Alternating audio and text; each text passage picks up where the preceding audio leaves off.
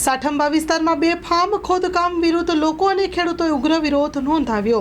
અરવલ્લી જિલ્લાના બાયડ તાલુકાના સાઠંબા વિસ્તારમાં આવેલા પગિયાના મુવાડા તથા આજુબાજુના આવેલા કોરી માલિકો દ્વારા લીઝમાં દર્શાવ્યા મુજબની જમીન કરતાં વધારે જમીનમાં ખોદકામ કરતા હોવાની ગામ લોકોને પ્રશાસન અને લોક સુનાવણી દરમિયાન વિરોધ કરવા છતાં પણ કોરી માલિકો દ્વારા રાત્રે તેમજ દિવસે બેફામ ખોદકામ કરવામાં આવી રહ્યું છે।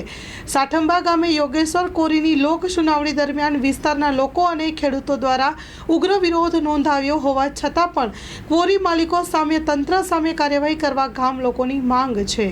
માંગ નહીં સ્વીકારવામાં આવે તો ઉગ્ર આંદોલનની ચીમકી ગામ લોકો દ્વારા કરાશે એવું સૂત્રો દ્વારા જાણવા મળ્યું છે।